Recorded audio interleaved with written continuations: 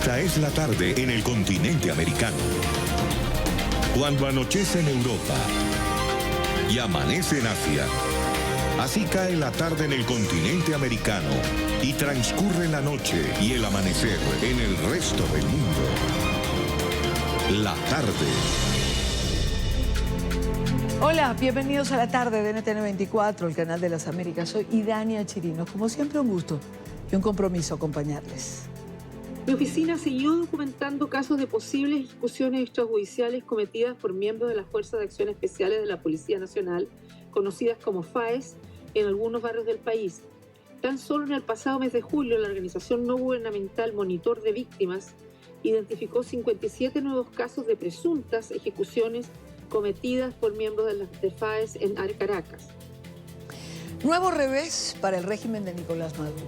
La alta comisionada para los derechos humanos de la ONU, Michelle Bachelet, ha denunciado que el régimen venezolano continúa con las ejecuciones extrajudiciales y no ha seguido las recomendaciones de la Organización de Naciones Unidas para reducir la violencia y la crisis que atraviesa el país.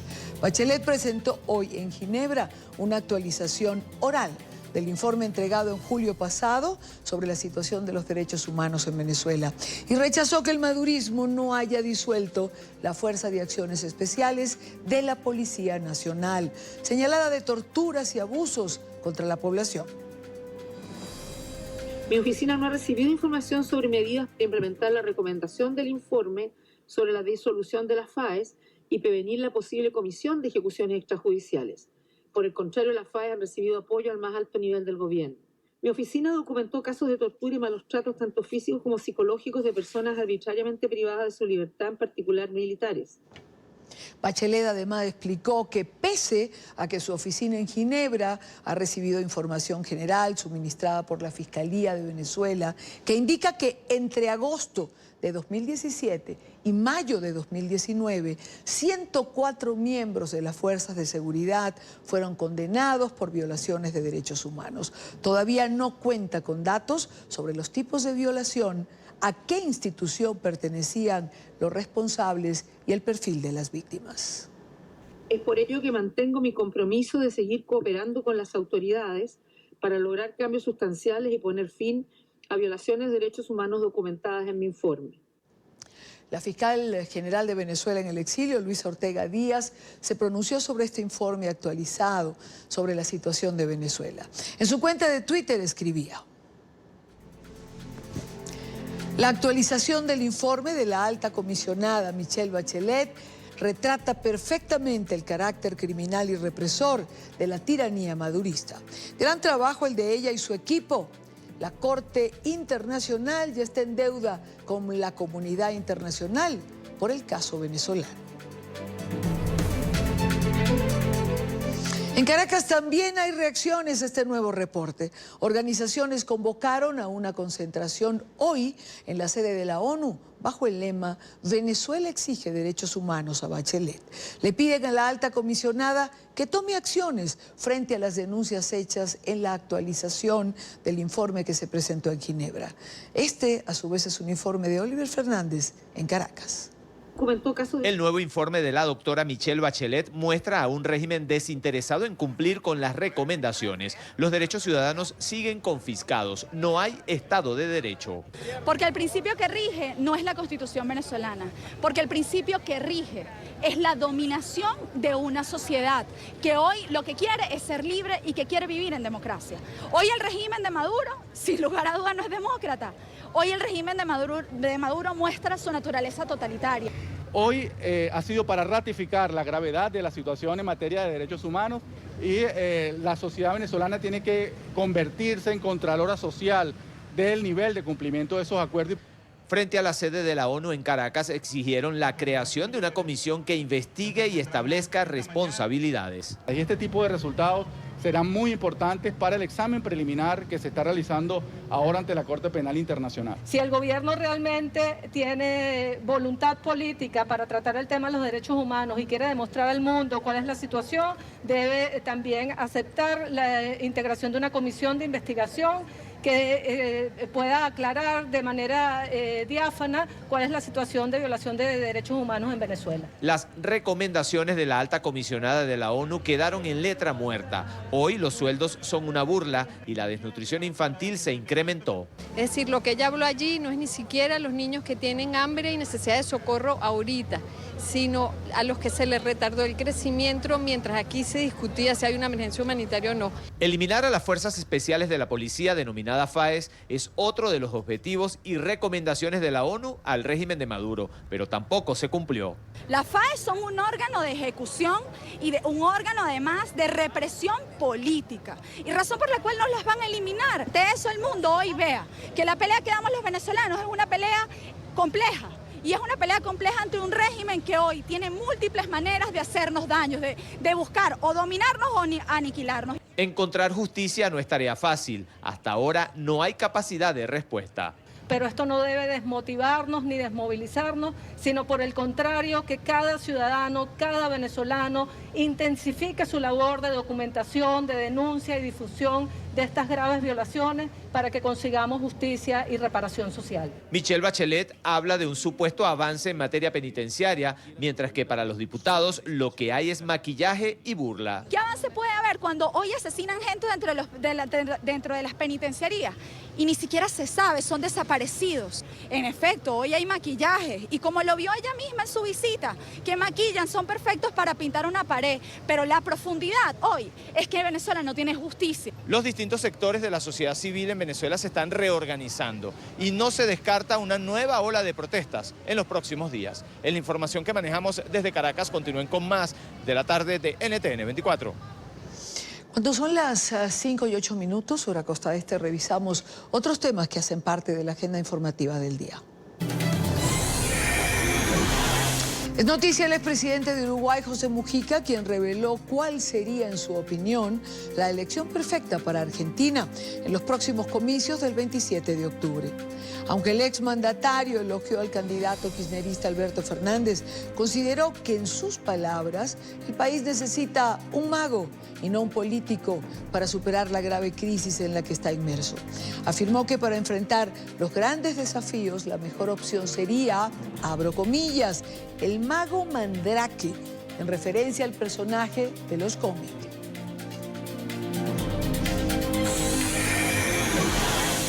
Es noticia la nueva y exitosa cirugía que le fue practicada al presidente del Brasil, Jair Bolsonaro. El mandatario agradeció a través de su cuenta de Twitter el apoyo y las oraciones de sus seguidores. El ultraconservador fue intervenido quirúrgicamente debido a una hernia abdominal. Recordemos que esta es la cuarta operación desde que fue atacado con cuchillo hace un año durante un acto de campaña. En horas de la mañana, Bolsonaro compartió un llamativo video desde el hospital en donde se recupera. Tan solo este lunes estaré descansando. Mañana vuelvo a trabajar. Por ahora, mi programa favorito, El Chavo del Ocho. Es noticia el balance de los primeros 100 días de gobierno del presidente de El Salvador, Nayib Bukele. Para muchos el logro más destacable es quizá la reducción en la tasa de homicidios, principalmente en el pasado mes de agosto, que cerró con un promedio de 4.2 diarios, según fuentes policiales. El mandatario resaltó además el avance en la lucha contra la corrupción. El gobierno salvadoreño, junto a la Organización de Estados Americanos, anunció la instalación de una comisión internacional que se encargará de investigar hechos de corrupción y evitar que estos queden impunes. La población no solo está pidiendo que se combata la corrupción, la población está pidiendo que se combata la corrupción con unas ideas. Y entonces lo vamos a hacer de esa manera. Es noticia el defensor del pueblo de Colombia y su visita a Ecuador y a Perú. El funcionario estuvo en Ipiales, punto fronterizo colombo-ecuatoriano. Pidió la instalación de un corredor humanitario que permita ayudar a los venezolanos que cruzan por Colombia a llegar a ciudades del sur del continente. Insistió en que la determinación de solicitar visa a los migrantes crea un cuello de botella e impide a los llamados caminantes seguir su rumbo.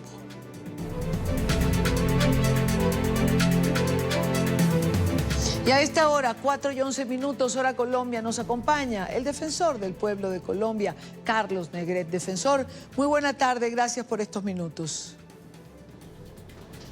Le preguntamos de una, lo vimos visitando la frontera con Ecuador, en el puente de Rumichaca. Cuéntenos, ¿qué encontró ahí en relación al tema de la migración venezolana?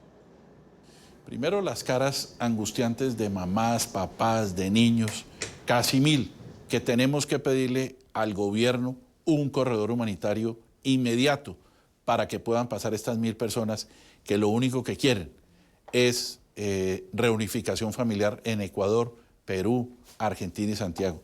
No puede ser que un gobierno demócrata como el de Lenín Moreno le esté impidiendo la entrada a su país a estos ciudadanos. Los niños, defensor, el tema del proyecto de ley de la Defensoría, ¿cobra más sentido al ver lo que usted vio ayer en la frontera con el Ecuador?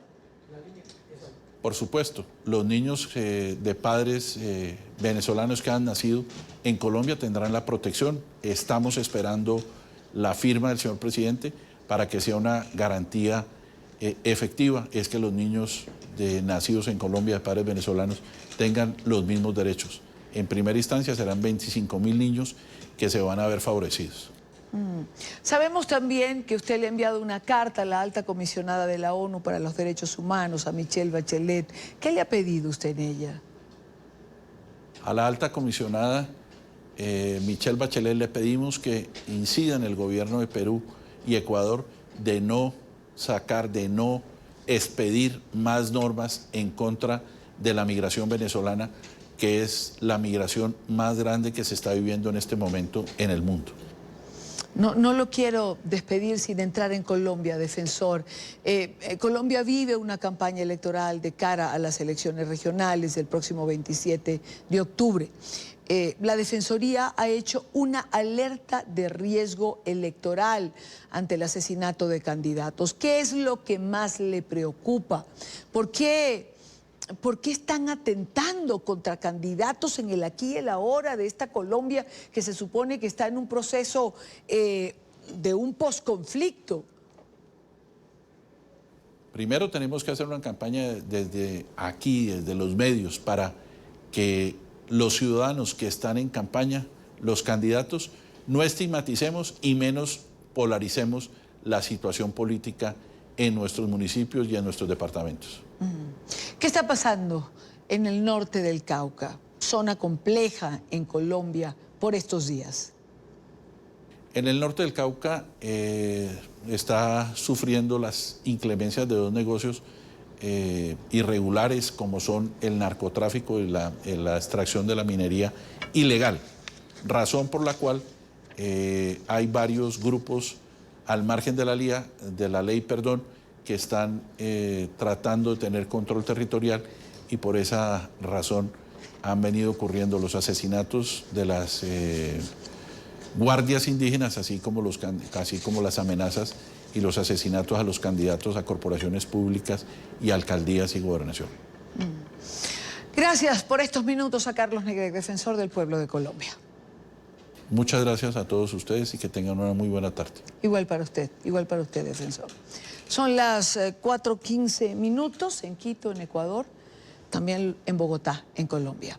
Precisamente hoy el gobierno ha señalado que en el último año 87 líderes sociales y defensores de derechos humanos han sido asesinados en el país.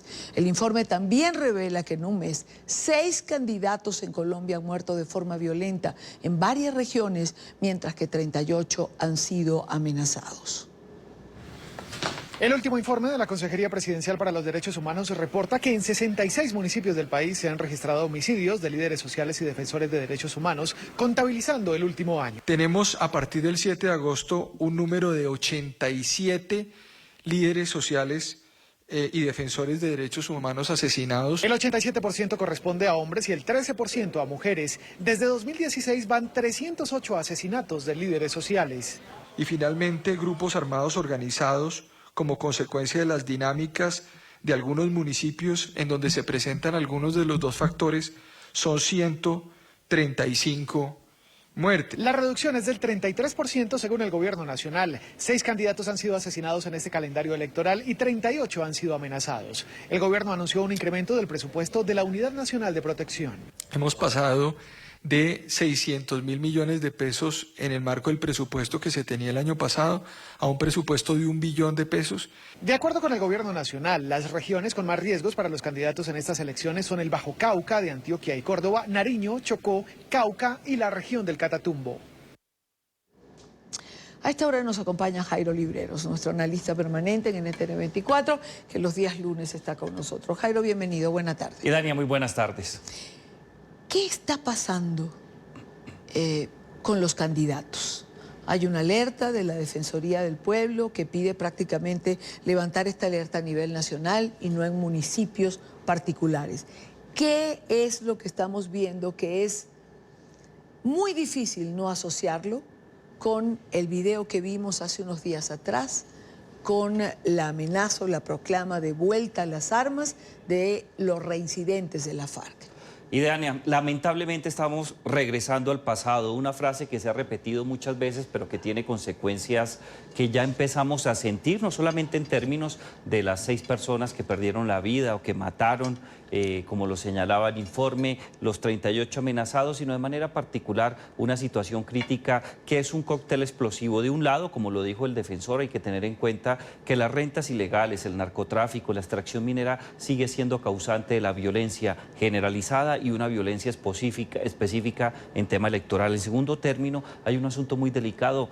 La fuerza pública, particularmente en los 2 últimos años, no copó los espacios que estaban claramente identificados, no solamente para garantizar mejores condiciones de vida, sino para el normal ejercicio de las políticas públicas y de la convivencia ciudadana. Y en tercer lugar, hay un ejercicio de control territorial, y Dania, hay que tener en cuenta que grupos disidentes de la FARC y grupos reincidentes van a aprovechar estas elecciones, las 6 semanas que faltan, no solamente para mostrarse fuertes frente a un gobierno que no ha logrado entronizar en términos estratégicos unas medidas que le permita garantizar la vida y la integridad de los candidatos, sino que ya empieza a pasar factura en diferentes ítems de la seguridad pública por cuenta de lo que está viviendo. Es la situación o el escenario más difícil que está pasando el posconflicto. Se esperaba que las cosas fueran diferentes, tú misma lo mencionabas, pero si uno mira lo que ha ocurrido en otras experiencias, generalmente los 3 a 5 años siguientes de un proceso de paz, la situación de violencia por el movimiento de disidentes y reincidentes afecta mucho a la seguridad ciudadana, pero yo creo que en Colombia no se esperaba que tuviera esta contundencia y mucho menos que tuviera una escala nacional como el propio defensor del pueblo lo anuncia. Claro, la pregunta es entonces, ¿qué se está haciendo, Jairo? ¿Cómo contrarrestar esto que está sucediendo? Y aunque no tenemos una bola de cristal, como digo siempre, que hago una pregunta que implique el futuro, ¿qué puede ocurrir de aquí al 27 de octubre? Porque las cosas parece que van increciendo, ¿no? Y van a crecer mucho más, lamentablemente. Yo creo que aquí hay un tema que es vital.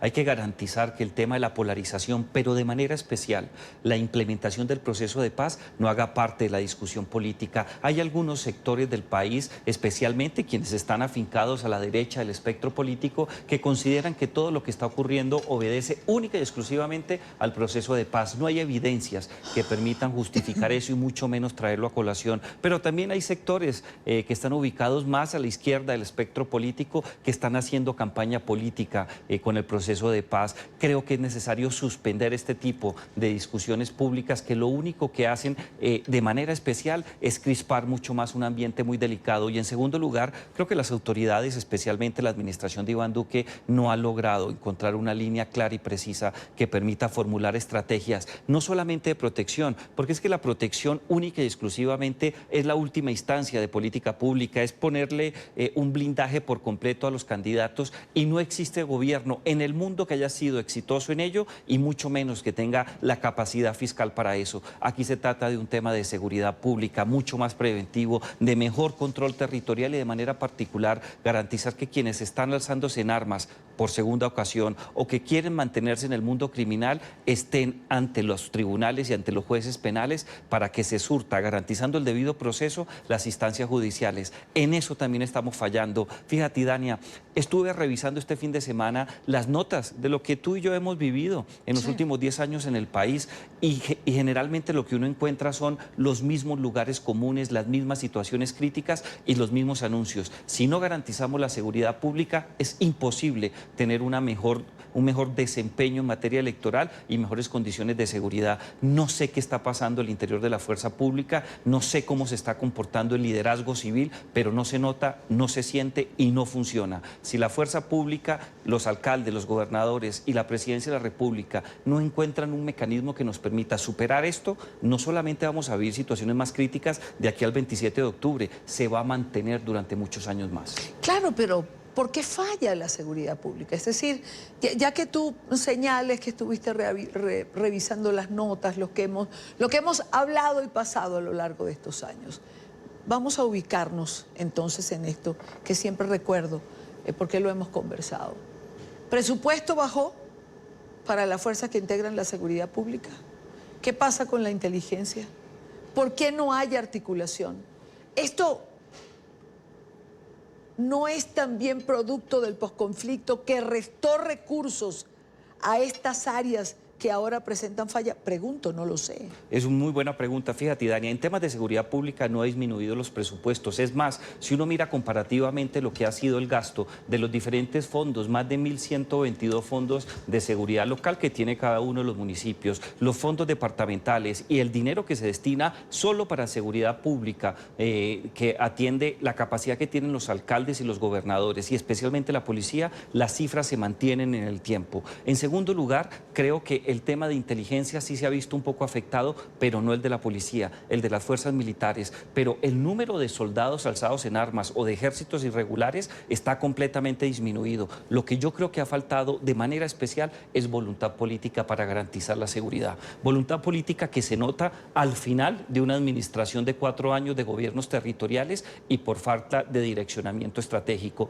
Pensar que solamente fue una disminución de hombres de las fuerzas militares que juegan un papel importante en la seguridad pública, pero siempre residual, creo que es una mala justificación. En mi opinión, no hay voluntad política territorial suficiente para garantizar la seguridad y mucho menos direccionamiento estratégico del gobierno central para atender con directrices, políticas públicas y mayor financiamiento de última hora lo que estamos viviendo y lo que está por venir. En estos momentos, la estrategia de seguridad, por lo menos en términos eminentemente presidenciales, no se siente. No hay acompañamiento y algo mucho más grave, Dania. Cuando no hay voluntad política, el cortocircuito con los temas de justicia y de reparación es mucho más diciente y se siente más. Y yo creo que el tema está más en esa esfera. No hemos logrado garantizar líneas de trabajo claramente identificadas y financiarlas si hace falta. Con los recursos de seguridad pública se podría hacer, pero no se destinaron para el tema electoral. Y ahí hubo una falla de visión y de olfato político.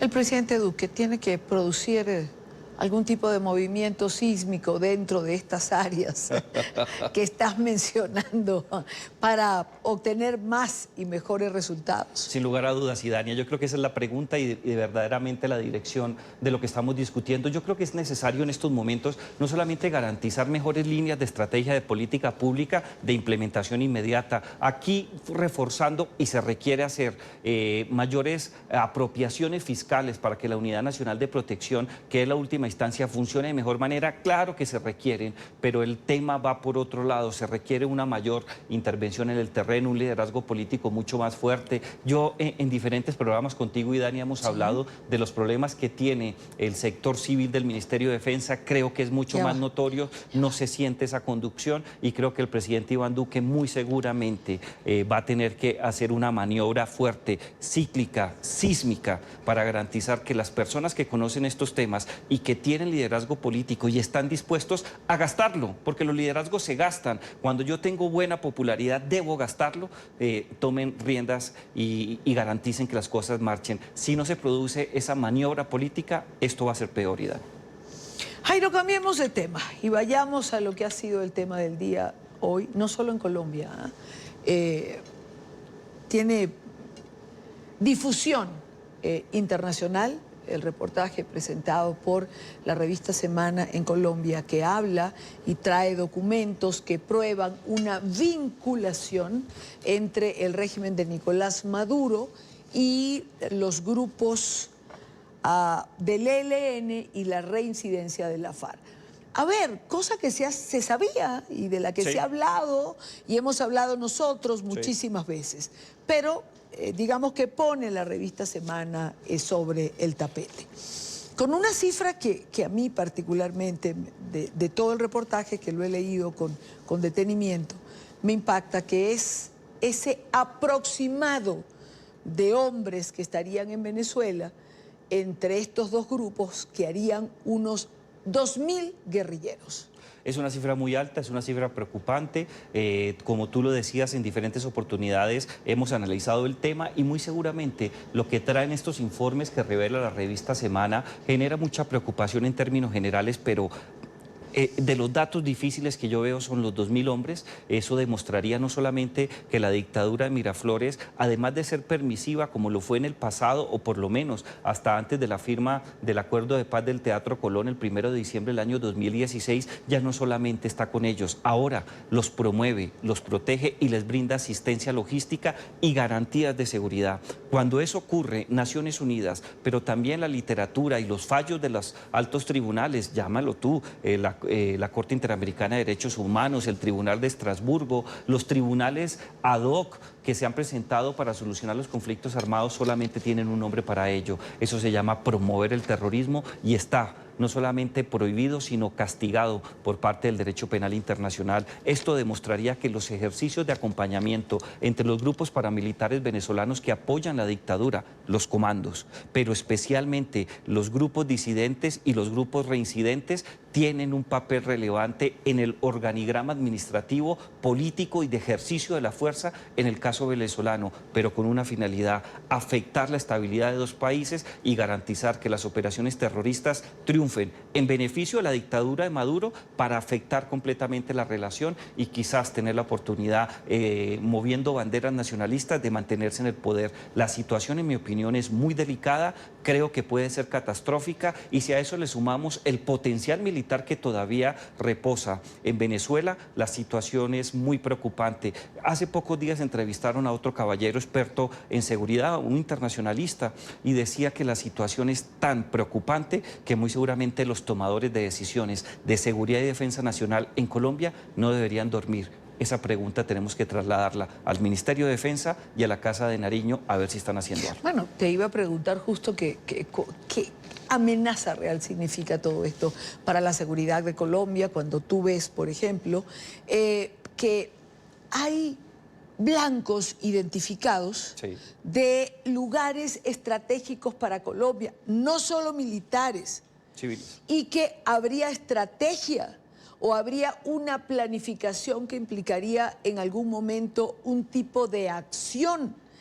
¿Qué lectura tiene esto? Es decir, primero me gustaría tu opinión. ¿Es una amenaza esto para la seguridad en Colombia? Y Dania, tiene dos lecturas, una que es muy técnica y quizás algunas de las personas que habitualmente nos ven y todos los que nos siguen en NTN 24 les puede generar alarma, pero en el mundo de la seguridad el ejercicio de las hipótesis de guerra hace parte de la rutina de todos los días de cualquier fuerza militar. Claro, pero cuando tú haces un ejercicio de guerra es porque te planteas un posible escenario de guerra, porque si no, ¿para qué vas a hacer el ejercicio? No, y Dania, es todo lo contrario. Todas las fuerzas militares y todos los gobiernos nacionales tienen infinidad de cursos de acción en hipótesis de guerra. No importa que se ponga en el ejercicio hipotético de una guerra al país con el que se ha mantenido la mejor amistad durante siglos de siglos de siglos de siglos. Siempre se juega hipótesis de guerra, es la principal actividad que adelanta unas fuerzas militares. En segundo lugar, viene una mirada que es mucho más preocupante, sacándola del mundo de los expertos, ir en torno de la identificación con claridad claridad de los puntos estratégicos en donde el país quedaría por completo inmovilizado y sin capacidad de reacción, el río Magdalena y otros puntos militares, que también hace parte de esas hipótesis. El gran problema, entre otros, es que también hay un ejercicio de objetivos militares que no están amparados por el derecho internacional humanitario, lo cual sería un crimen de guerra y muy seguramente violaciones graves a los derechos humanos, porque hay muchos batallones en Colombia que están en la mitad de las ciudades, hay cierto tipo de capacidad estratégica eminentemente civil para abastecer recursos vitales, agua, energía y capacidad de respuesta en términos de salud y educación que se verían afectados. Eso yo creo que ya es muy alarmante, porque lo que se está pensando ya no es en hipótesis de guerra, sino de manera particular en garantizar el mayor daño posible. Por eso es tan valioso este informe y tan preocupante. Claro,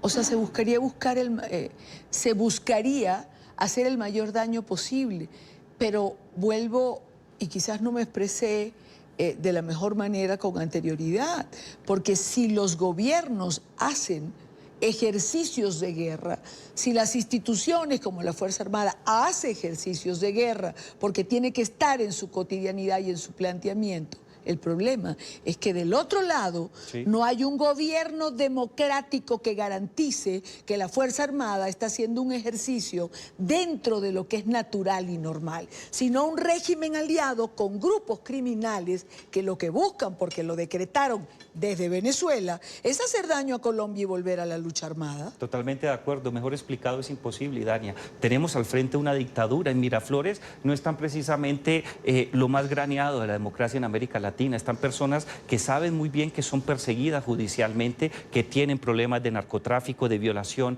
a los derechos humanos, de infracciones al derecho internacional humanitario, y que por garantizar no solamente su permanencia en el gobierno, sino mayores niveles de impunidad, están dispuestos a afectar no solamente los objetivos civiles, sino a la población civil colombiana. No es lo mismo tener una interlocución con un gobierno democrático como el que hay en estos momentos en la Casa de Nariño, en Bogotá, con una dictadura que tiene las peores características de las dictaduras que han existido históricamente en América Latina. Ellos solamente buscan garantizar que van a permanecer en el poder y disfrutar, entre comillas, las prebendas de la impunidad. Por eso no tienen límites. ¿Qué piensa lograr el presidente Duque llevando a la Asamblea General de la Organización de Naciones Unidas el 17 de septiembre, como lo ha dicho y como lo ha confirmado el canciller Holmes Trujillo? Hoy, entre otras cosas, lo ha vuelto a decir, con pruebas en la mano de la actividad que estaría poniendo en riesgo no solo a Colombia ni a la región. ¿Qué consecuencias puede traer eso dentro de este escenario? Dos consecuencias claramente identificadas. La primera de ellas es un blindaje político internacional y diplomático. Garantizar que los países, particularmente aliados y que siguen las líneas liberales de la democracia, muestren un mayor compromiso con Colombia y busquen medidas a nivel político internacional y de asistencia técnica, especialmente financiera, para que Colombia se encuentre en una situación mucho más potente, mucho más clara, mucho más precisa, y se abran mecanismos y mercados para poder trabajar y garantizar que la fuerza pública va a tener mayores recursos para atender una emergencia inminente en materia de seguridad y defensa nacional. Y en segundo lugar, y Dani, un tema que hemos discutido, lo hemos tratado aquí, eso le va a permitir al presidente Iván Duque no solamente tener mayor maniobrabilidad al momento de acudir al Congreso y firmar empréstitos internacionales, para hacer lo que hizo en su momento el presidente Andrés Pastrana con el presidente Bill Clinton de Estados Unidos, buscar la financiación de un nuevo Plan Colombia, ya no solo para vencer a las FARC y garantizar un mejor control territorial del país, sino para evitar una confrontación y enviarle un mensaje de disuasión a la dictadura de Miraflores, que no puede entrar, necesita comprar armamento y de manera particular mejorar su capacidad aérea. No se te haga raro que tan pronto regrese al país se anuncie la realización de un COMPES para adquirir aviones caza, aviones bombarderos y mejor capacidad tecnológica de punta para todas las fuerzas militares. Eso se lo han preguntado y ha dicho que no, pero a ver, la realidad obliga, diríamos. Él tiene que ser prudente y él tiene un ejercicio no solamente como servidor público, sino como jefe de los colombianos, de mucha prudencia, pero los analistas expertos en seguridad no la tenemos. Diosdado Cabello hasta ahora ha sido el encargado de dar una respuesta por parte del régimen de Venezuela.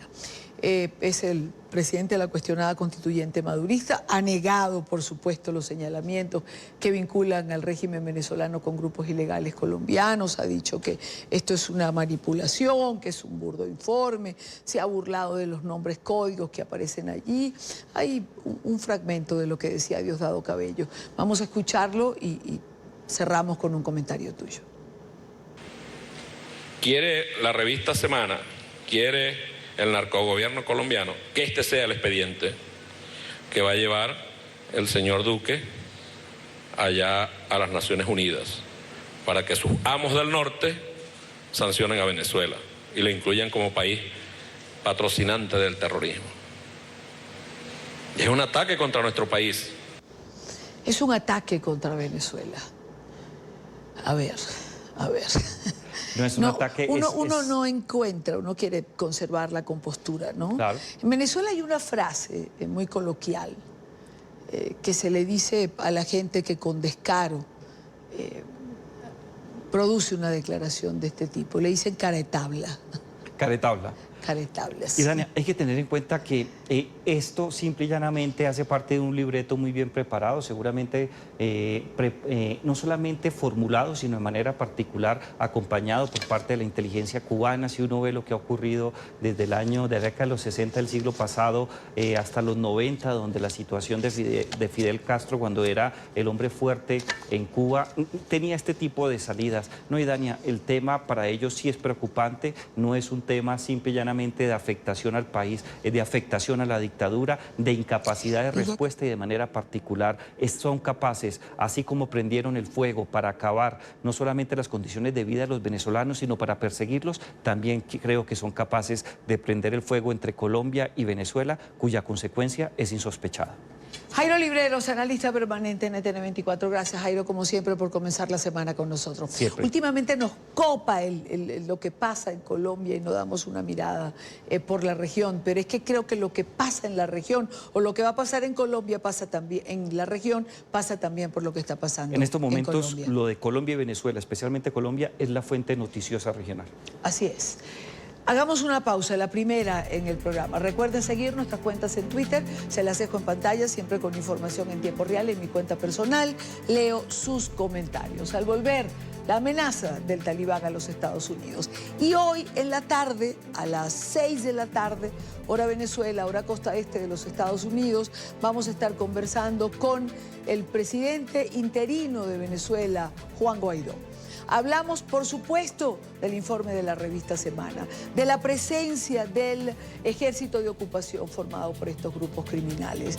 Hablamos de Noruega, hablamos del informe de Bachelet que ha sido presentado, como habíamos el programa el día de hoy. De todos estos temas y más vamos a hablar con Juan Guaidó en la tarde de hoy. Ya venimos. Continuamos con más en la tarde de hoy. El presidente estadounidense Donald Trump dice que las conversaciones con el talibán están muertas después de que el grupo insurgente admitiera su responsabilidad en un ataque terrorista que cobró la vida de 12 personas. El presidente ha recibido críticas por la idea de reunirse en Camp Davis días antes del aniversario del 11 de septiembre. Emiliana Molina, periodista en Washington, tiene el reporte. Emiliana. Hola, ¿qué tal? Muy buenas tardes. Así es, pues se cancelaron las reuniones secretas que estaban pactadas para el día de ayer en Camp David entre funcionarios de la administración de Donald Trump, líderes del gobierno de Afganistán y el talibán. Esto para continuar con las negociaciones y firmar un acuerdo de paz justo días antes de que se cumpliera otro aniversario del 11 de septiembre, donde se llevaron a cabo los atentados contra las Torres Gemelas en Nueva York. Sin embargo, el mandatario estadounidense canceló estas reuniones abruptamente después de que confirmara que el talibán estaba detrás de los ataques terroristas de la semana pasada, donde falleció un soldado estadounidense. El secretario de Estado Mike Pompeo ha dicho que están dispuestos a continuar con las negociaciones siempre y cuando líderes del talibán puedan cumplir al pie de la letra los acuerdos pactados. Están muertos. En lo que a mí respecta, están muertos. Pensaron que tenían que matar gente para ponerse en una posición negociadora un poco mejor. Cuando hicieron eso, mataron a 12 personas. Uno resultó ser un gran soldado estadounidense, un maravilloso joven de Puerto Rico. La familia es de Puerto Rico y no puedes hacer eso, no lo puedes hacer. Entonces, en lo que a mí respecta, están muertos. Y hemos golpeado a los talibanes más fuerte en los últimos 4 días de lo que han sido golpeados en más de 10 años. Entonces, así son las cosas. Estas negociaciones iniciaron hace más de un año desde que el mandatario estadounidense Donald Trump llegó a la Casa Blanca. De hecho, funcionarios de la administración se han reunido en múltiples ocasiones con líderes del Talibán para lograr pactar un acuerdo. Bueno, yo creo que esto es un desastre en muchos frentes. Si usted es el presidente de los Estados Unidos, usted no se involucra en negociaciones, a menos que ya todo haya sido resuelto previamente. Segundo, lo invita a Camp Davis, que es un lugar bastante significativo para los estadounidenses, y lo invita a alguien que quizás tuvo un rol en los ataques del 11 de septiembre, 3 días antes de los ataques del 11 de septiembre. Así que la estrategia estuvo mal y ahora me pregunto qué es lo que viene. Estamos tratando de salir y creo que deberíamos hacerlo. Sin embargo, Trump ha sido fuertemente criticado por invitar a líderes del Talibán a Camp David, porque fue aquí precisamente donde se llevaron a cabo las negociaciones para responder a los ataques terroristas del 11 de septiembre en contra de Al-Qaeda y de líderes del Talibán, donde fallecieron, recordemos, más de 3.000 estadounidenses. Esta es toda la información que tenemos desde la Casa Blanca. Emiliana Molina para NTN 24. Gracias, Emiliana. La Organización Internacional para la Energía Atómica instó al gobierno de Irán a que coopere plena y oportunamente con la entidad. El llamado de atención surge después de que la OIEA comprobara que Teherán ha puesto en funcionamiento nuevas herramientas para producir y almacenar uranio enriquecido. La noticia la tiene Alejandro Rincón. Alejo. Hola, buenas tardes. El principal observador nuclear de Naciones Unidas hizo un importante llamado de atención luego de hacer una visita a Teherán. El director encargado de la agencia actualizó hoy a la Junta Directiva de la OIEA en Viena. Allí actualizó sobre las circunstancias que fueron dialogadas con altos oficiales de la República Islámica, unas precisiones que por asuntos de confidencialidad no pueden ser reveladas al público. Sin embargo, fuentes diplomáticas han precisado que, por ejemplo, desde hace 2 meses la OIEA no ha podido establecer el por qué han sido encontrados rastros de uranio enriquecido en lo que Teherán aseguraba era una fábrica de limpieza de tapetes o tapizajes. Tampoco se sabe más recientemente cuál es el alcance real de esta nueva fase de instalación y puesta en marcha de centrifugadoras de última generación, a través de las cuales Irán prevé enriquecer uranio y además acumularlo. Es en este contexto que se produjo una declaración en la parte pública de esa actualización a la Junta Directiva de la OIEA, en donde el jefe encargado de esta agencia aseguró que no hay tiempo que perder. Posteriormente, algunos periodistas le preguntaron a él directamente el porqué de esa circunstancia y esta fue su respuesta. Vean. Cuando subrayé hoy la necesidad de una cooperación completa y también la necesidad de establecer esto como la esencia, es una indicación de que nuestras interacciones en desarrollo necesitan avanzar incluso más y es parte del proceso. Y yo creo que lo dejamos muy claro para las agencias, que vamos a continuar comprometidos en la exploración de todas las opciones y nos vamos a dirigir en todas las opciones disponibles. De regreso aquí en la sede general de Naciones Unidas, en la ciudad de Nueva York, este llamado de atención hecho por la OIEA surge justo cuando la Asamblea General celebró hoy la Jornada Internacional para la Prohibición de las Pruebas Nucleares a nivel mundial, un evento que contó con la participación del secretario general Antonio Guterres, en donde él hizo este llamado de atención a la comunidad internacional. En el siglo XXI, las pruebas nucleares simplemente no son aceptables. No es aceptable destruir y contaminar el ambiente. No es aceptable para la población local sufrir por la radioactividad y los productos nucleares. El secretario general de Naciones Unidas también reaccionó hoy a través de su portavoz a los últimos anuncios de Irán de que instala y pone en marcha nuevas máquinas centrifugadoras para producir y acumular uranio enriquecido. Aseguró que el objetivo de la comunidad internacional debe ser buscar nuevos espacios de diálogo para que ojalá se establezcan nuevos pactos con Irán para lograr neutralizar y sobre todo delimitar concretamente cuáles son los propósitos del uso de la energía nuclear para la República Islámica. Es todo lo que tenemos para ustedes por ahora. Continúen con más en la tarde. Gracias, Alejandro. Y una semana después del devastador paso de Dorian por las Bahamas como un potente huracán de categoría 5, las autoridades locales han ofrecido un nuevo balance. A 45 ha subido el saldo de muertos que dejó este fenómeno natural. Este es el escenario de destrucción y desolación que hoy se puede encontrar en el archipiélago de las Bahamas. La tormenta se posó durante 3 días, recordemos, sobre las paradisíacas islas. Allí sigue la búsqueda de desaparecidos y las autoridades no descartan que la cifra de víctimas mortales pueda ir en aumento. Dorian llegó el fin de semana a la costa este de Canadá, donde se degradó a ciclón posttropical.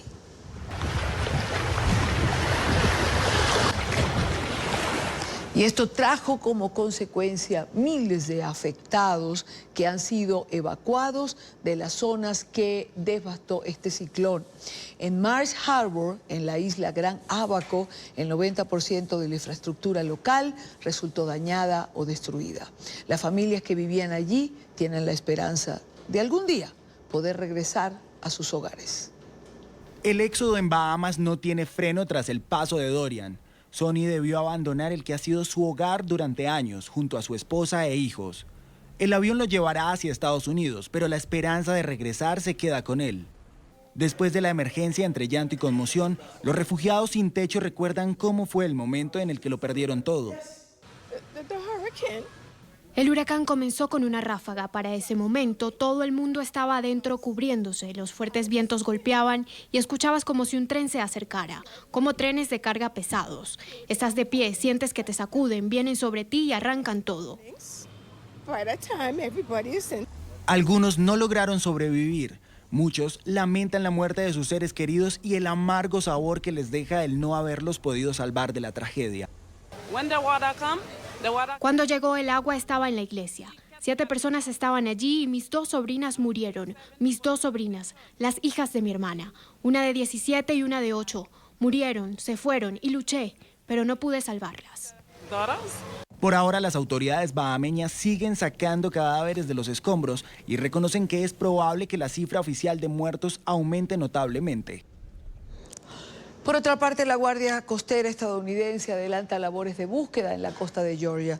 Las autoridades indicaron que 4 miembros de la tripulación de un buque de carga permanecen desaparecidos tras el incendio del barco transportador Golden Ray en la madrugada de este domingo. Otras 20 personas fueron rescatadas del incidente del que hasta ahora se desconocen las causas. Tiempo de una nueva pausa en la tarde de hoy. Al regreso conversaremos con el presidente constitucional interino de Venezuela, Juan Guaidó. Estará con nosotros, el temario es amplio, hay varias informaciones sobre la mesa de las que vale la pena conversar con Guaidó. Ya venimos, en breve estamos con él. Al regreso.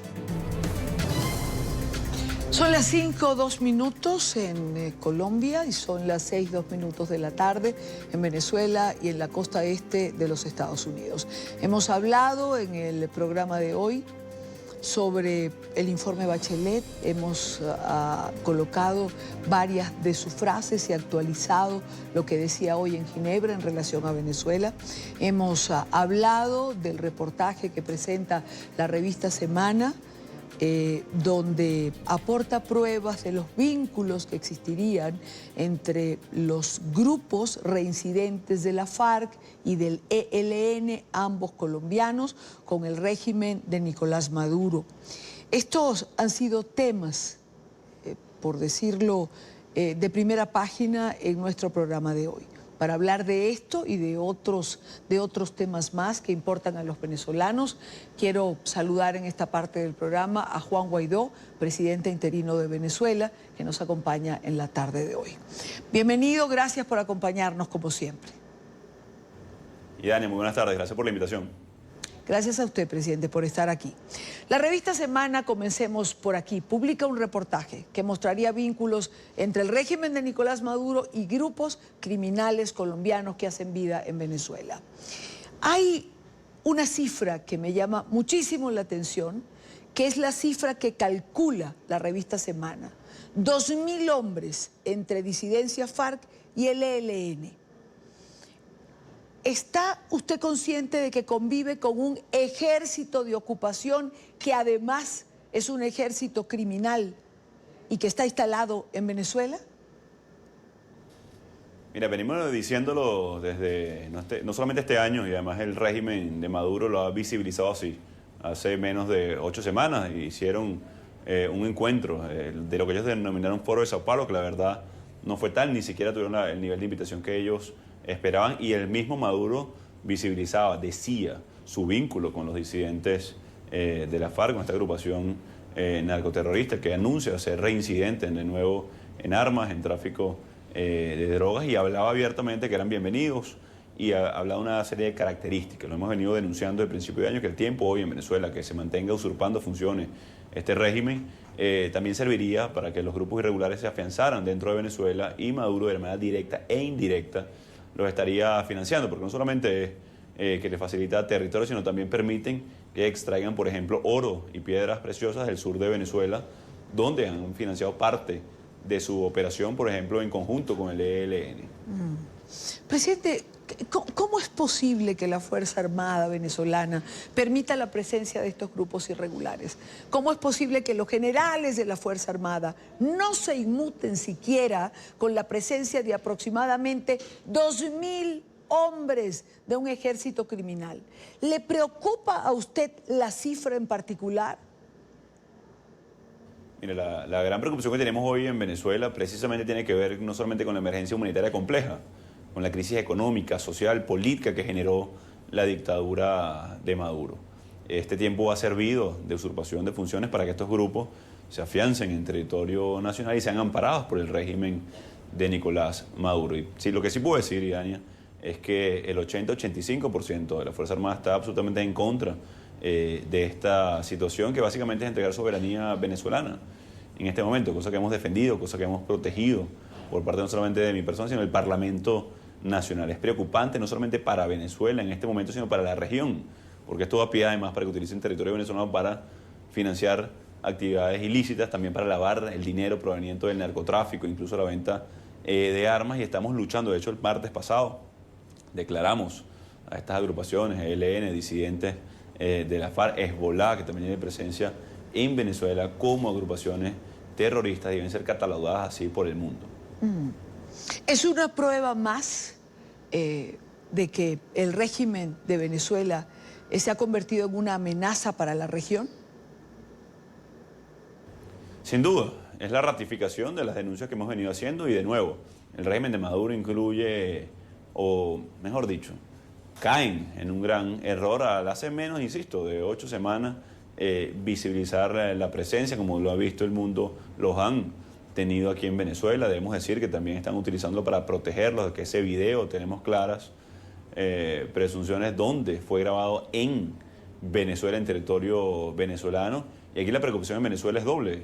En este momento, Diana, para nosotros los venezolanos, por supuesto, por la crisis humanitaria que estamos atravesando, que Colombia ha sido receptor principalmente de los migrantes venezolanos, pero también en este momento de que se facilite nuestro territorio para financiar y amparar a estos grupos narco terroristas. La forma de solucionar esto definitivamente es recuperando el Estado de Derecho en Venezuela y que cese la usurpación. Veíamos también el atentado que hubo temprano en el año a la escuela de policías que se atribuía al ELN, y ya había información de que esos miembros habían estado en Venezuela. Es decir, de nuevo, esto viene a afianzar lo que tenemos meses, incluso años, denunciando, y de manera muy torpe el régimen de Maduro lo hace ver cuando dice que los recibió. De nuevo, hay un video del mismo Maduro dándoles la bienvenida a Venezuela, hablando y dándoles vítores a estos personajes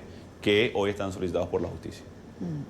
El primero en responder a estas acusaciones ha sido Diosdado Cabello. Estuve escuchando buena parte de su intervención ante miembros del Partido Socialista Unido de Venezuela, pero fue una respuesta débil, no había quizás una respuesta concreta. Se habló de montaje, manipulación, se burló de los códigos que se ponen de manifiesto dentro del reportaje de la revista Semana. Pareciera que al final no tienen un argumento contundente. Bueno, aquí lo más grave, lo primero es que ni siquiera hacen referencia a estos disidentes de la FARC, que ellos, de nuevo, el régimen de Maduro, en voz del mismo Maduro, recibían con brazos abiertos en Venezuela hace menos de 8 semanas. Eso es lo primero. Tratan de exculparse hablando de la situación en Colombia, cuando es el régimen de Nicolás Maduro quien ha destruido el aparato productivo nacional, ha generado la emergencia humanitaria compleja más severa en la región, pero lo más delicado para nosotros los venezolanos hoy, que es que han puesto una debilidad institucional importante en nuestro país.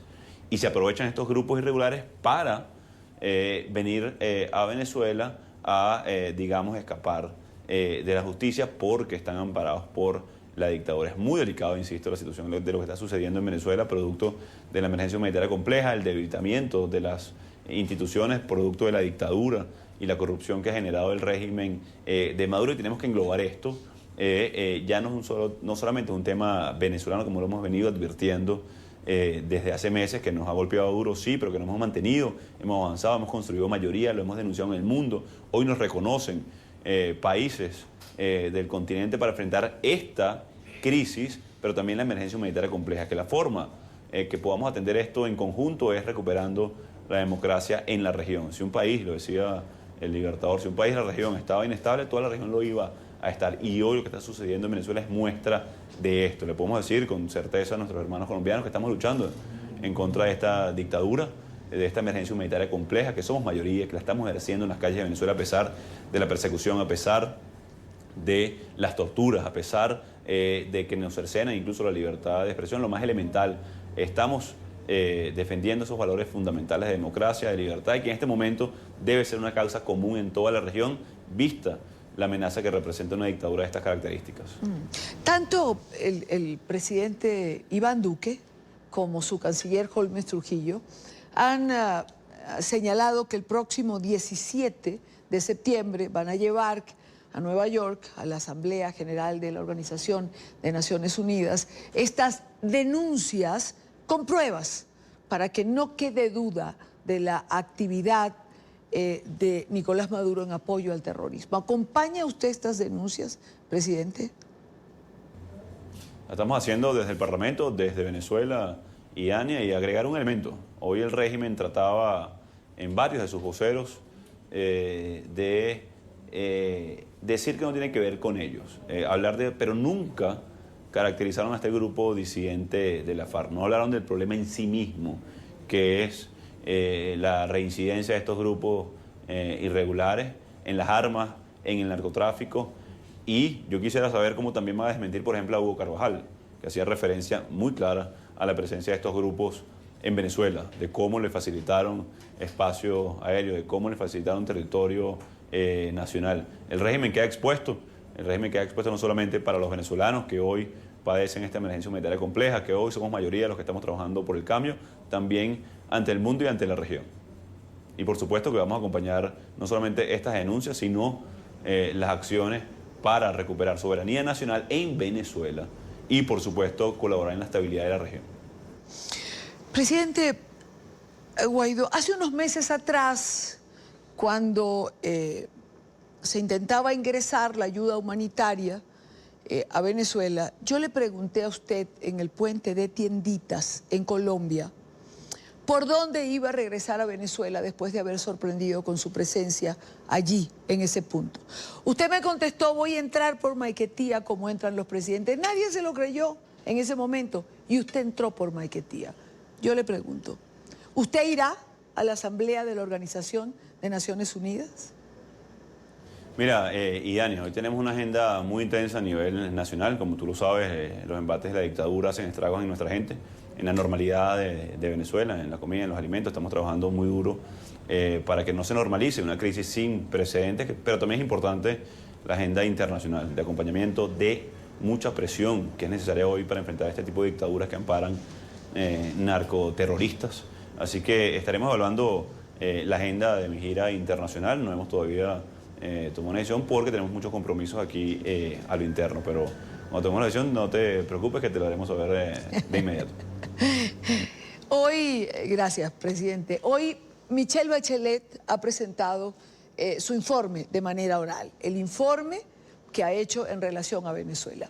Ha vuelto a señalar cifras importantes como el 5%, el 35% de desnutrición crónica en los niños venezolanos. Ha hablado del FAES, de su actividad, ha recalcado el salario bajo de los venezolanos de menos de $2, ha hablado de las torturas hasta llevar a la muerte a venezolanos que han sido apresados. ¿Siente usted que Venezuela, la realidad venezolana está representada en ese informe que ha presentado Bachelet? ¿Se siente usted satisfecho con él?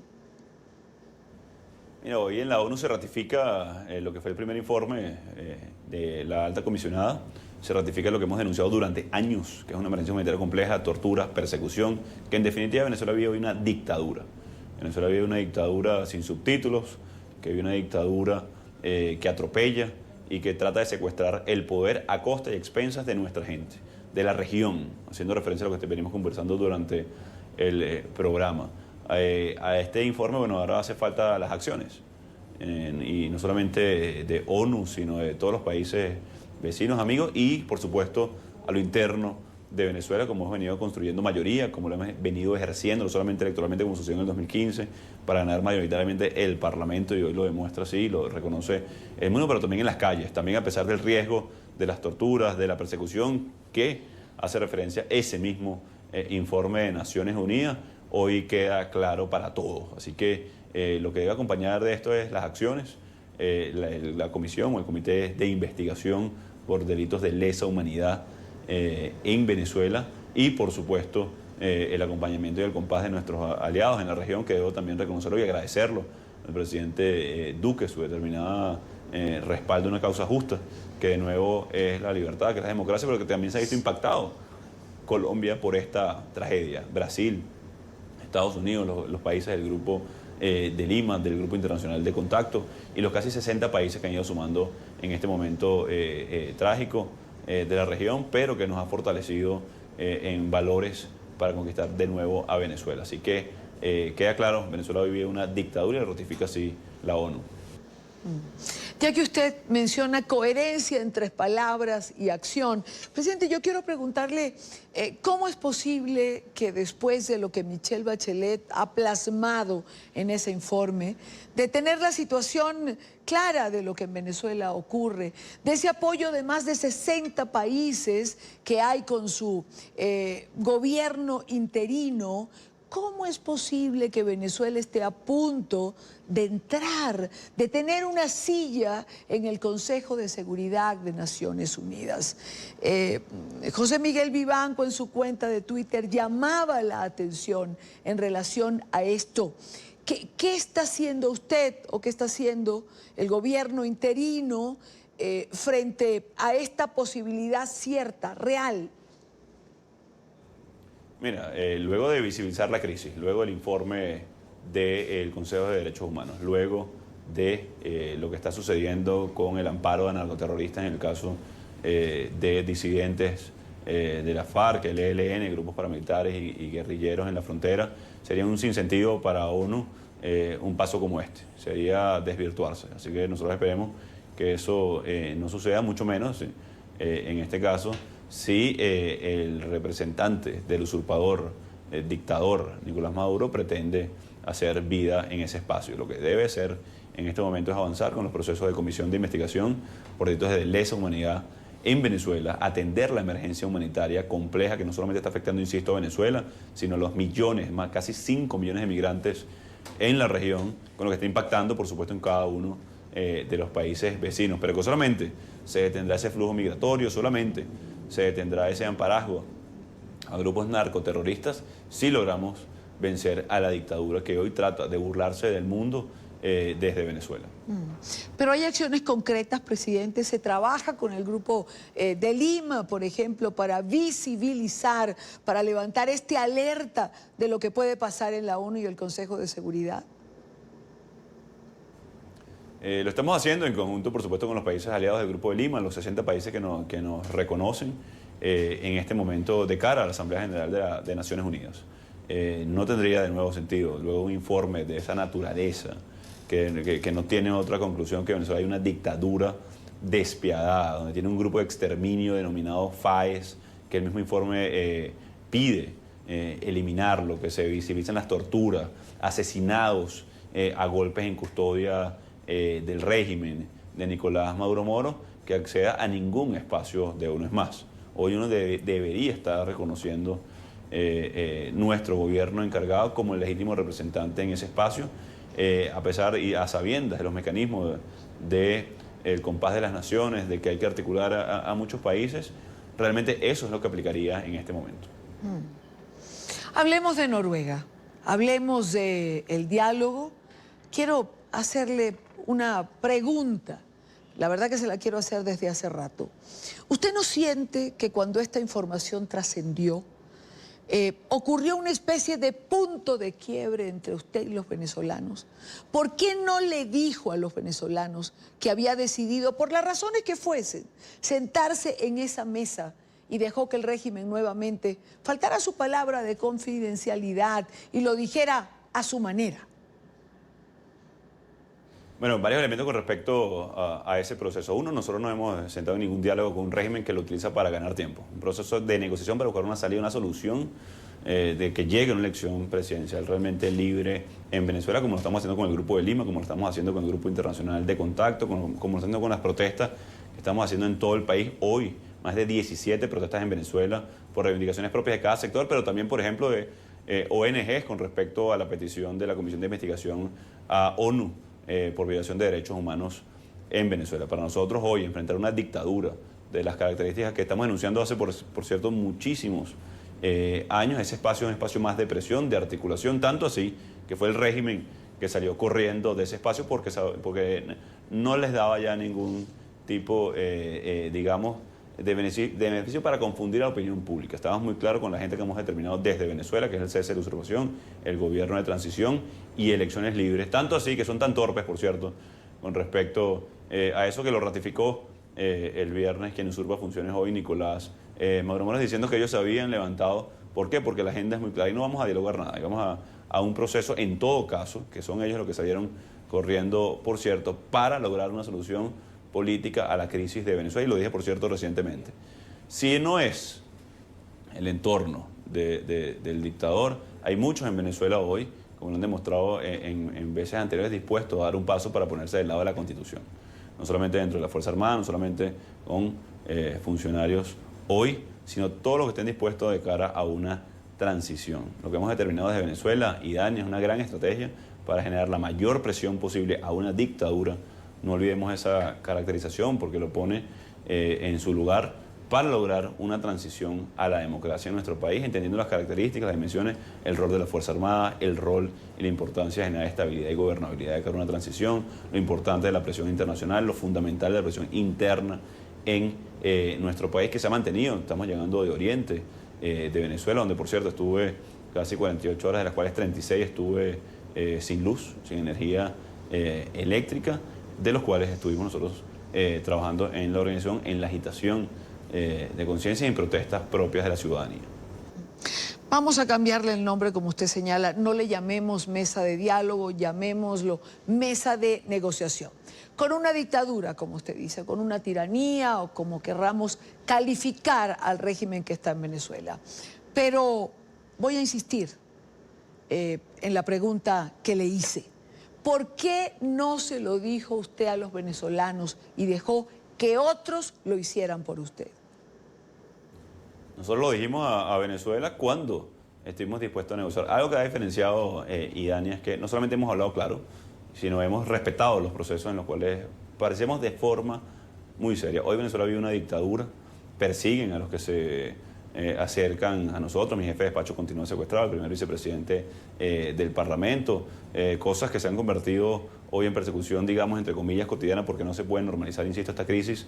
En los lugares donde nos quedamos en oriente del país, por ejemplo, los cierran hasta 30, 45 días. Una breve referencia a esto, porque en los procesos donde hemos participado, Grupo Internacional de Contacto, mediación con el Reino de Noruega, Grupo de Lima, La Calle, por supuesto, la OEA, por ejemplo, la reincorporación al Tratado Interamericano de Asistencia Recíproca. Hemos sido nosotros los que hemos dado la pauta. Lo que hace el régimen es tratar de confundir, y también lo trataron de hacer con respecto a la mediación del Reino de Noruega. Tanto así que terminaron ellos confundidos. Una cosa dijo Padrino López, una cosa dijo Diosdado Cabello, otra cosa dijo Maduro, otra cosa dijo Arreaza, y se han incluso han hablado, como decimos en Venezuela, para atrás y para adelante, cosa que en 20 años no había pasado con este régimen, por cierto. Si en algo fueron eficientes esta dictadura fue en el aparato de propaganda que montaron durante años. Todo lo demás que verbaliza o comunica el régimen es para tratar simplemente de confundir.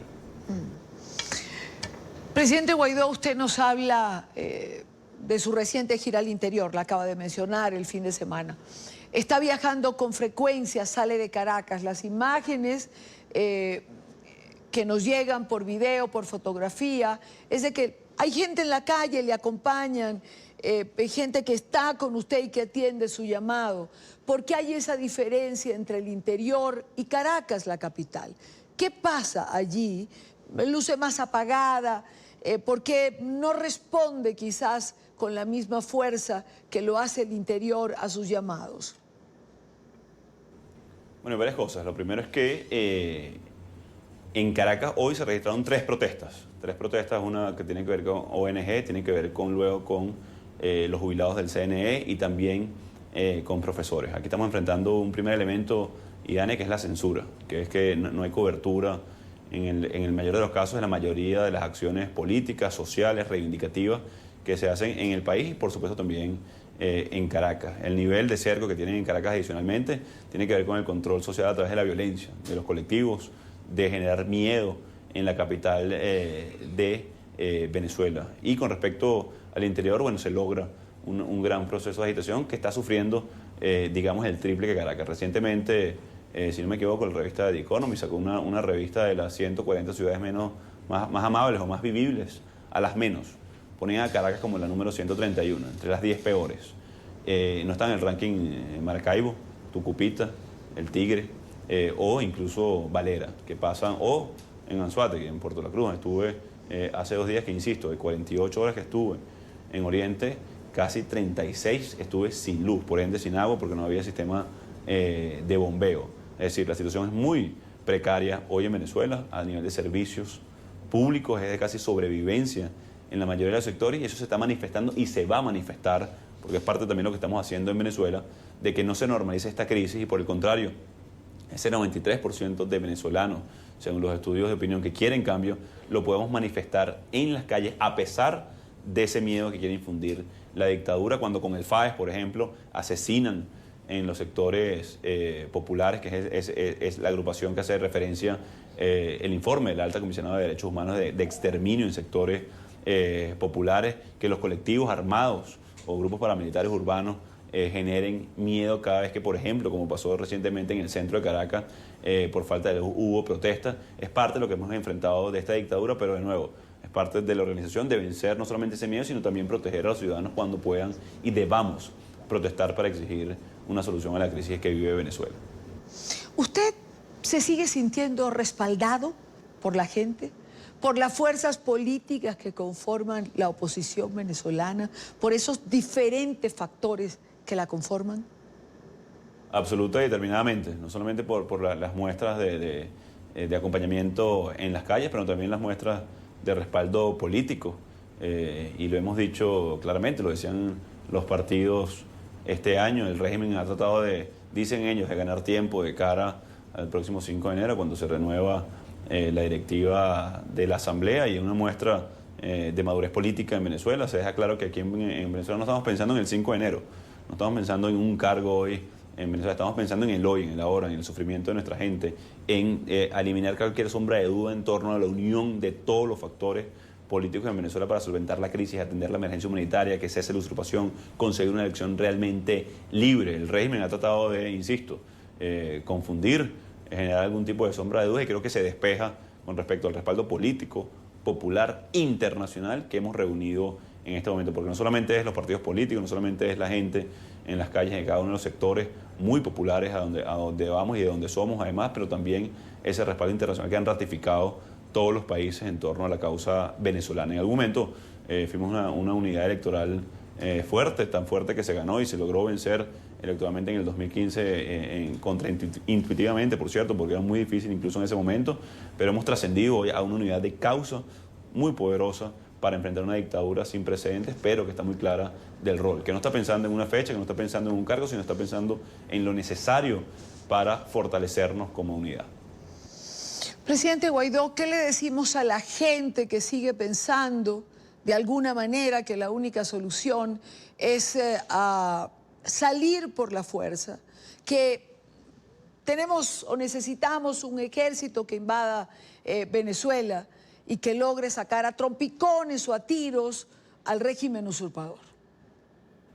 Miren, lo primero es que estamos muy claros a qué nos enfrentamos, una dictadura que no va a salir por las buenas, es decir, no va a tener una epifanía hoy el dictador y se va a dar cuenta que destruyó la economía venezolana, 65%, escuchen bien, 65% de contracción del PIB, 230.000% de inflación, una economía destruida, sin acceso a bienes y servicios, horas sin energía eléctrica o agua en la mayoría de las ciudades de Venezuela. Eso no va a pasar. Por el contrario, hemos construido una gran mayoría movilizada, poderosa, hemos ejercido esa mayoría de manera consciente, de manera no violenta, hemos ido sumando respaldos no solamente de todo el país, sino también de factores internacionales. El hoy esperar a que nos vengan a ayudar en Venezuela sería un error para los venezolanos cuando tenemos un rol importante y determinante para ejercer presión interna, y que de ser necesario cualquier tipo de cooperación adicional internacional será liderada por factores venezolanos que están hoy luchando y no han dejado de luchar en ningún momento para rescatar su democracia y su libertad, que el mejor rol que podemos hacer es ejercer precisamente lo que nos corresponde a cada uno. En mi caso, seguir sumando apoyos internacionales, nacionales, movilizando el país, ejerciendo la presión institucional desde el Parlamento, haciendo designaciones a nivel internacional, protegiendo los activos de Venezuela, denunciando estos grupos narcoterroristas que están desde Venezuela amparados por la dictadura, pero también los ciudadanos tienen un rol importante de no acostumbrarse a este desastre que están hoy por el mundo también, casi 5 millones de venezolanos que son también embajadores de alguna manera de lo que está pasando en Venezuela y la necesidad de cambio que tenemos. Escuchen bien, no solamente queremos hoy un cambio en Venezuela como lo demostramos en el 2015, como lo demuestran los estudios de opinión, hoy Venezuela necesita un cambio y también lo necesita la región para poder recuperar nuestra paz, nuestra tranquilidad y eliminar estos riesgos que implican, por ejemplo, estos grupos narcoterroristas. Presidente Guaidó, cuando usted asumió, no tenía tantas canas como las que ahora le vemos. ¿No le provoca a veces, dicho coloquialmente, como se dice en Venezuela, tirar la toalla? La cosa no ha sido tan rápida, ¿no le provoca a ratos dejar eso así? En Venezuela, como tú sabes, Diana, somos amantes del béisbol. Hay un famoso equipo que se llama Tiburones de la Guaira, el cual yo soy fanático, un equipo de béisbol que tiene 30 años sin ganar y somos muy constantes y consistentes. En Venezuela hoy vale la pena luchar por una causa justa, hoy vale la pena luchar por una causa que ha ennoblecido el sacrificio de tantos que se han visto torturados, presos, que han tenido que emigrar. Hoy no hay espacio para el cansancio, lo que sea es mucha determinación para lograr la meta que nos hemos propuesto como sociedad, no como Juan Guaidó, sino como sociedad. Hoy el venezolano, a pesar de que se enfrenta a esta dictadura, que de nuevo que ha perseguido periodistas, y tú lo sabes mejor que nadie, Idania, que ha destruido familias, que las ha separado, que tiene también a Colombia de cierta manera en ascuas por estar protegiendo narcoterroristas. Hoy hay una sociedad que resistió, que avanza, pero sobre todo que ha ido conquistando espacio. Y nos falta una tarea, tenemos una tarea pendiente en definitiva, que es lograr el cese de la usurpación y recuperar a nuestro país. Pero no me diga que vamos a pasar 30 años como los tiburones de la Guaira para lograr eso. No, ya pasamos más que suficiente. Ya pasamos 20 años de destrucción del aparato productivo, de destrucción de la democracia y las instituciones en nuestro país. Ya de hecho hemos pasado mucho más tiempo del que queremos. Y lo que sí queremos hoy los venezolanos es el cambio en Venezuela y lo vamos a lograr. Una última pregunta, presidente. Ayer era el Día de la Virgen del Valle, que es una quizás de las vocaciones más importantes para la feligresía católica venezolana. ¿Qué le pidió a la Virgen del Valle cuando estaba allí en la misa? Mira, no solamente hay un proceso que se ha venido despertando en Venezuela y no es el de construcción de mayoría, que lo podemos ver numéricamente, que lo vemos en número de diputados, que lo vemos en gente y ciudadanos en la calle, que lo vemos en número de países respaldando. Hay un elemento que es más poderoso, que es la esperanza. Nunca, como este 2019, los venezolanos hemos visto el poder de que, a pesar de que nos enfrentamos a no tener agua, a no tener luz, a despedir a nuestros familiares en el puerto, en el aeropuerto, o que se van caminando, o peor aún en los cementerios por la inseguridad, tenemos hoy la esperanza de recuperar el abrazo en familia, la normalidad, y eso es muy poderoso. Ayer fue el Día de la Virgen del Valle y de la Virgen de Coromoto en Venezuela, y fue un día importante para los venezolanos ratificarnos en convicción, en fe, en esperanza, para recuperar a Venezuela. Los intangibles hoy son los que se disputan en Venezuela. El régimen trata de sembrar miedo a través de la persecución, a través de la tortura, a través de allanar, por ejemplo, viviendas de manera irregular de las personas que designamos como embajadores o como miembros del gobierno, versus una esperanza que recorre las calles de Venezuela, que se traduce en protestas y manifestaciones, en expresiones de cariño, como el día de ayer en el oriente del país, pero que tenemos que traducirlas en concreción del objetivo, que es cambiar, insisto, Venezuela, que cese la usurpación y que recuperemos la normalidad de nuestro país. Presidente encargado de Venezuela, Juan Guaidó, muchísimas gracias por estar con nosotros en NTN 24. Gracias a ti, Diana. Un gran abrazo y saludos a los que nos escuchan y ven. Gracias, presidente. Son las 6:35 minutos, Costa Este. Los invito a que se suscriban, como siempre, a nuestro canal en YouTube, NTN 24. Allí encuentran todo nuestro contenido multimedia, la señal en vivo del canal. Conéctese a la información. Se lo digo cada tarde, conéctese a NTN 24. Ya regresamos en breve.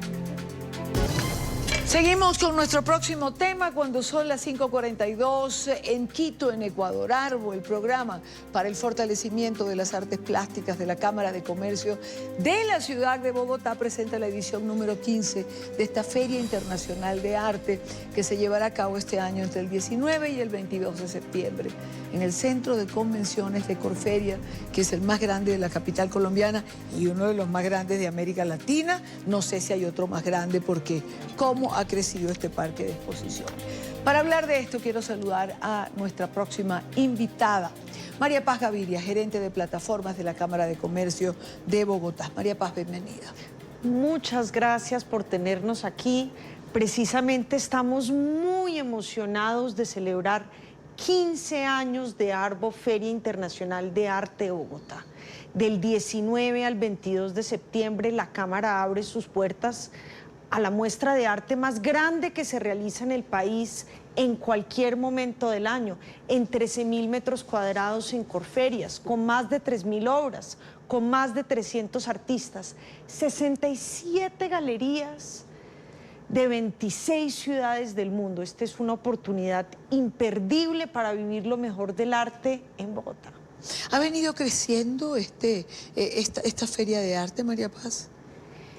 Esta feria se ha convertido en uno de los... Es una referencia, evidentemente. Es uno de los eventos de principal trascendencia para las artes plásticas en la ciudad, no solo por lo que transcurre en Corferias, sino por lo que se vive en la ciudad, por las inauguraciones que se realizan en la ciudad, por otros eventos paralelos, plataformas para la comercialización.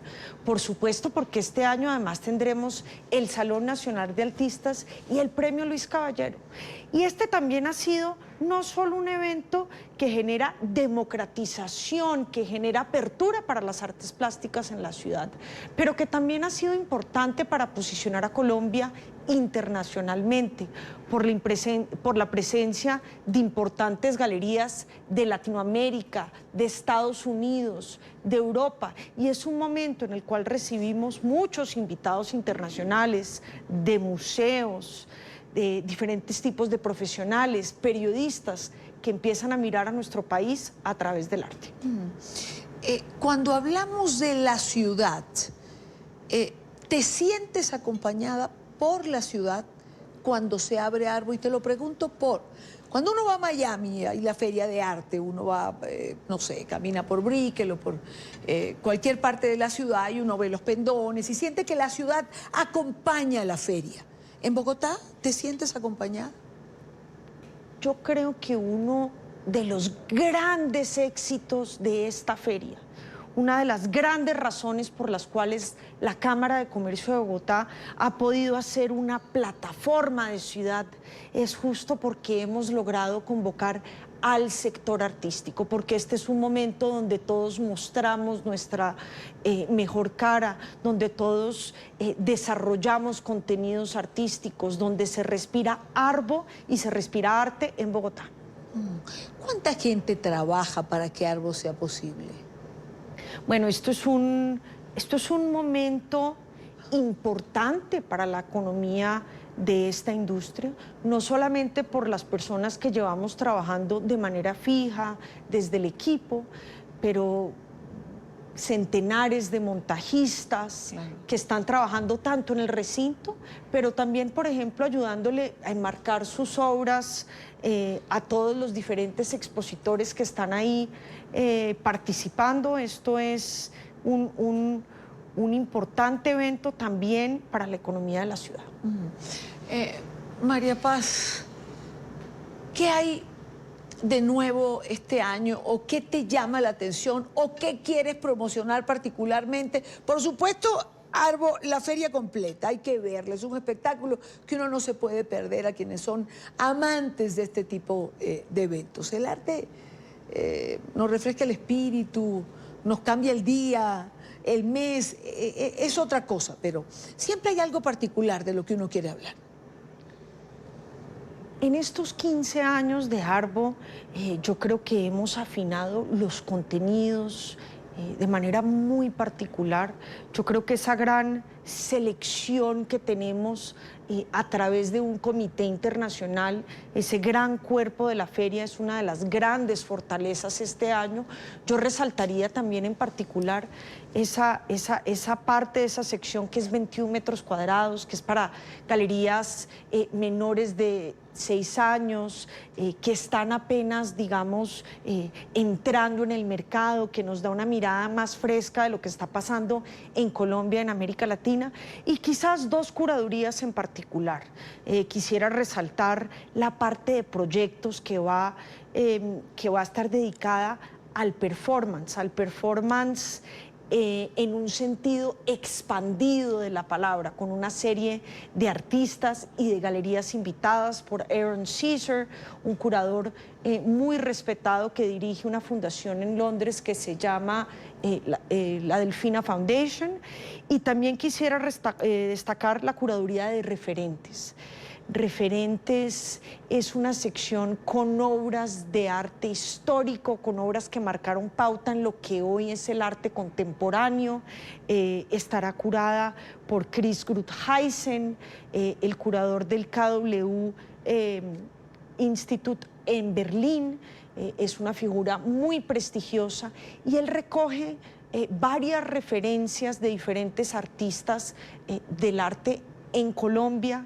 Y hay una serie también de cineastas, de literatos, de diferentes influencias. Una oportunidad para no perderse, esto es del 19 al 22 de septiembre. Me queda un minuto. Del 10 al 13, antes de Arbo, hay el Music Market en Bogotá. ¿Qué es esto? Bueno, el Bogotá Music Market es una plataforma de la Cámara de Comercio de Bogotá, el escenario ideal para los negocios musicales que se desarrolla en nuestra capital. Hemos convocado artistas nacionales a postular su oferta, tenemos una serie de showcases y tenemos una dinámica también de ruedas de negocios, de diferentes laboratorios, de franjas de conocimiento que hace esto un punto de encuentro esencial para la visibilidad, la circulación y la comercialización de la música aquí en Bogotá. Pues son 2 eventos culturales en el mes de septiembre en la capital de Colombia que usted no puede perderse. María Paz, gracias por estar aquí. Muchas gracias, los esperamos en nuestros eventos. Seguro que sí. Pausa en la tarde, ya regresamos en breve. Último adiós a Camilo VI. Cientos de seguidores en España acudieron al homenaje al cantante que falleció el fin de semana. Marcelo Moncayo tiene el informe. Hola, ¿qué tal? Saludos para ustedes en la tarde, amigos televidentes. Durante todo este día, cientos de personas ingresaron a la capilla ardiente que se montó aquí en la sede de la Sociedad Española de Autores y Editores para darle el último adiós a este gran artista español, Camilo VI, quien falleció este fin de semana. En medio del cariño de sus fans, llegó el cuerpo de Camilo VI a la capilla ardiente que se dispuso en la sede de la Sociedad Española de Autores y Editores en Madrid. No sé luchar contra el amor, siempre me voy a enamorar. Eran cientos los que no tuvieron problema de hacer la fila que ocupó varias manzanas con tal de darle el último adiós a su ídolo, al gran Camilo VI, que acompañó sus vidas con música. Algunos inclusive inmortalizaron esa importancia que tuvo en su propio cuerpo. ¿Qué te motivó a hacerte un tatuaje sobre Camilo VI? Pues de toda la vida, o sea, yo tenía ganas de hacérmelo y al final pues decidí y me lo hice. ¿Tuviste la oportunidad de mostrárselo alguna vez a él o no? Sí, él sí lo vio, lo llegó a ver. ¿Qué te dijo? Pues que era un tatuaje, que cómo me hacía eso, que era un tatuaje para toda la vida. Y lo que quiero pedir es respeto para él y que se le reconozca lo gran artista que ha sido, que no se le ha reconocido. Pues para darle el último adiós, porque yo he crecido con él. O sea, toda la música que he escuchado desde que crecí ha sido de él. Autoridades y artistas también estuvieron allí, rindiéndole un homenaje a uno de los españoles más internacionales que dedicó más de 40 años a componer y a cantar. Se ha ido físicamente una persona que para mí fue muy importante.